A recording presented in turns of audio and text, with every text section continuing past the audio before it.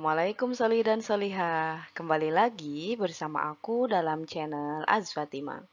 Video kali ini akan membahas mengenai definisi ilmu tajwid, hukum mempelajari ilmu tajwid, fadilah atau keutamaan ilmu tajwid, dan tujuan dari ilmu tajwid.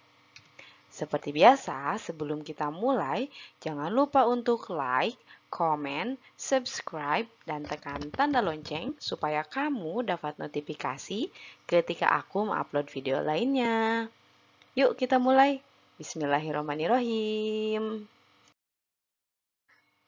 Nah, pembahasan yang pertama yaitu mengenai definisi ilmu tajwid. Lafaz tajwid menurut bahasa artinya membaguskan.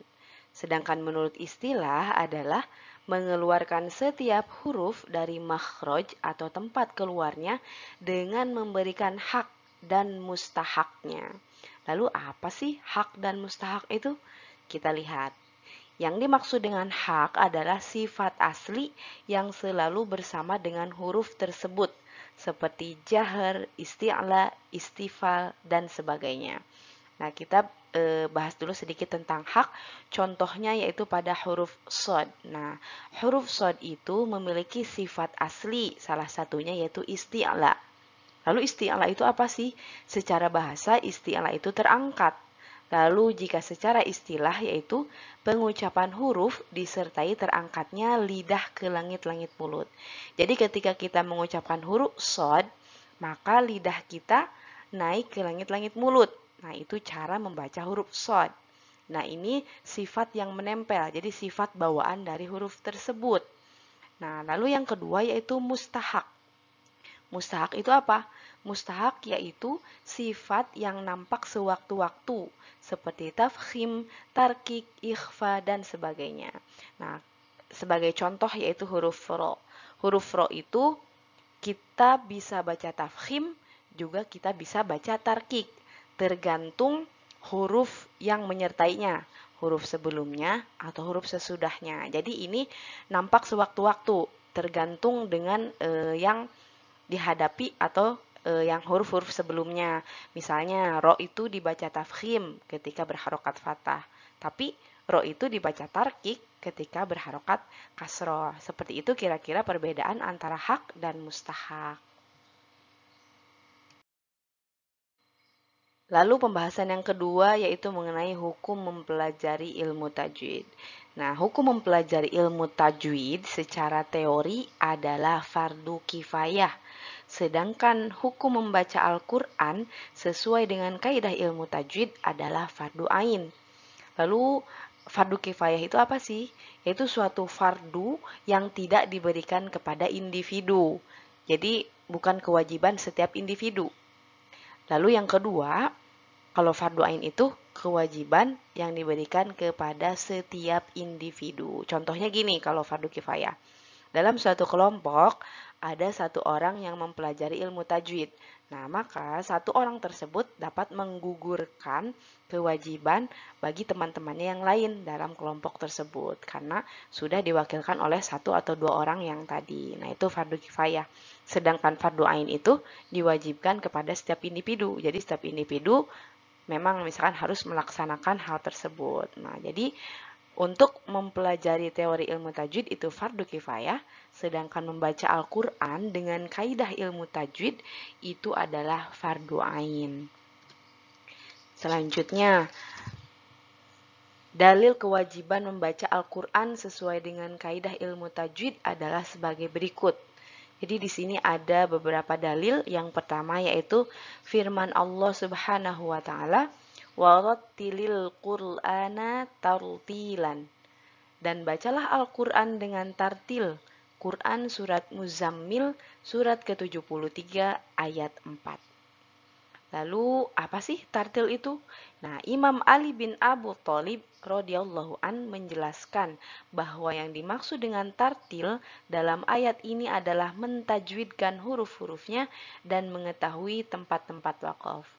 Bisa kita ingat ya, mentajwidkan itu berarti tadi kita memenuhi hak dan mustahak dari setiap huruf. Dalil yang kedua yaitu ada sabda Rasulullah Shallallahu Alaihi Wasallam, Bacalah Al-Quran sesuai dengan cara dan suara orang-orang Arab, dan jauhilah olehmu cara baca orang-orang ahlul kitab dan orang fasik. Sesungguhnya akan datang beberapa kaum setelahku melakukan Al-Quran seperti nyanyian, rohbaniyah, membaca tanpa tadabbur dan berdendang. Suara mereka tidak dapat melewati tenggorokan, tidak dapat meresap ke dalam hati. Hati mereka dan orang-orang yang simpati kepada mereka telah terfitnah keluar dari jalan yang lurus. Hadis riwayat Tobroni. Sedikit mengulas mengenai teori fardu kifayah tadi. Mohon maaf, maksudnya mengenai belajar ilmu tajwid itu adalah fardu kifayah. Jadi misalnya kan begini. Mungkin saja terjadi seorang qori bacaannya bagus dan benar, namun sama sekali tidak mengetahui istilah-istilah ilmu tajwid, semisal izhar, mad, idgham, dan sebagainya. Baginya hal itu sudah cukup bila kaum muslimin yang lain telah banyak yang mempelajari teori ilmu tajwid. Karena sekali lagi, mempelajari teorinya adalah fardu kifayah. Lalu akan lain halnya dengan orang yang tidak mampu membaca Al-Quran sesuai dengan kaidah ilmu tajwid, menjadi wajib baginya untuk belajar dan berusaha membaguskan bacaannya sehingga mencapai standar yang telah ditetapkan oleh Rasulullah Shallallahu Alaihi Wasallam. Dan dalil-dalil yang tadi sudah disebutkan yaitu firman Allah dalam surat Al-Muzammil ayat 4 dan sabda Rasulullah itu sebagai dalil yang memperkuat bahwa membaca Al-Quran sesuai dengan kaidah ilmu tajwid itu adalah wajib. Pembahasan berikutnya yaitu mengenai fadilah atau keutamaan ilmu tajwid. Nah, ilmu tajwid adalah ilmu yang sangat mulia. Hal ini karena keterkaitannya secara langsung dengan Al-Quran.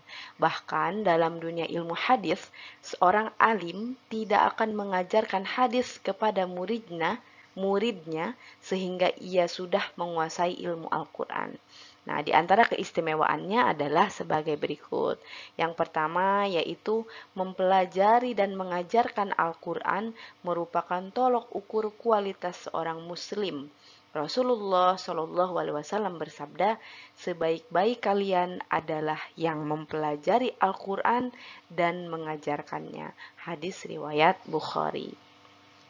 Lalu fadilah atau keutamaan yang kedua yaitu mempelajari Al-Quran adalah sebaik-baik kesibukan.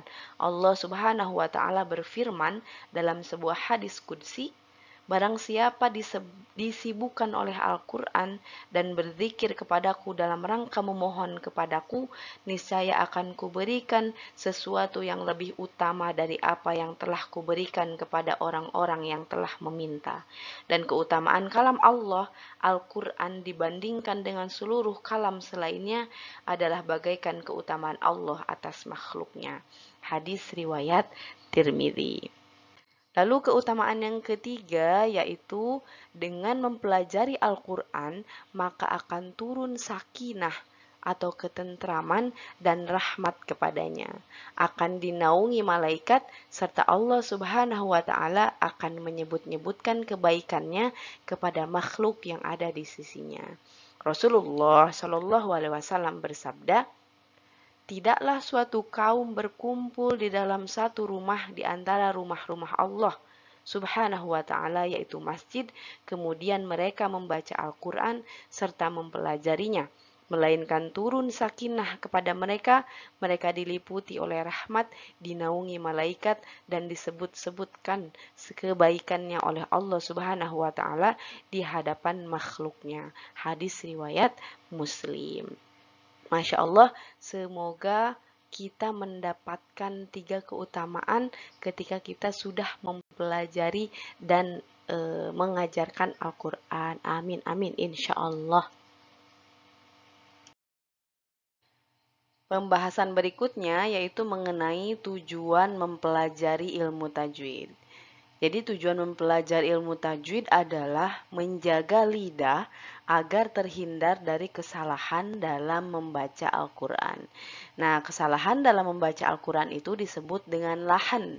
Lahan ini dibagi menjadi 2, yaitu ada lahan jali dan lahan khafi. Pertama kita bahas tentang lahan jali. Nah, lahan jali adalah kesalahan yang terjadi ketika membaca Al-Quran, baik yang dapat mengubah arti ataupun tidak, sehingga menyalahi urf quro atau kelaziman dan tradisi ulama kiroat. Seperti huruf ain dibaca menjadi huruf hamzah atau mengubah harokat fathah menjadi domah. Nah, melakukan kesalahan ini dengan sengaja hukumnya adalah haram. Kita lanjut pada contoh dari kesalahan lahan jali. Nah, ketika huruf ain dibaca menjadi huruf hamzah. Pada kata Rabbil alamina dibaca Rabbil alamina. Rabbil alamina dibaca Rabbil alamina. Lalu kesalahan yang kedua ketika harokat fathah diganti menjadi harokat domah. An'amta alaihim dibaca an'amtu alaihim. Nah, berikut adalah contoh-contoh dari lahan jali. Yang kedua yaitu ada lahan khofi. Nah, lahan khofi adalah kesalahan yang terjadi ketika membaca Al-Quran yang tidak sampai menyalahi urf quro. Nah, urf quro tadi adalah kelaziman dan tradisi ulama kiroat. Nah, kesalahan ini contohnya seperti tidak membaca gunnah, kurang panjang dalam membaca mad, dan lain sebagainya. Nah, melakukan kesalahan ini dengan sengaja hukumnya adalah makruh. Kesalahan-kesalahan ini tadi contohnya pada saat membaca gunnah tidak dibaca 3 harokat, atau ketika mad dibaca seharusnya 4 harokat tetapi hanya dibaca 2 harokat. Baik, kita cukupkan untuk pembahasan mengenai pengantar ilmu tajwid. Semoga Allah memberikan kita kemudahan untuk memahami, mengingat, dan jangan lupa untuk selalu semangat, terus berlatih, terus mencoba, dan terus belajar. Mohon maaf jika ada kesalahan dan pengucapan yang masih kurang jelas atau kurang tepat. Terima kasih yang sudah nonton sampai selesai. Jazakumullahu khairan. Wassalamualaikum.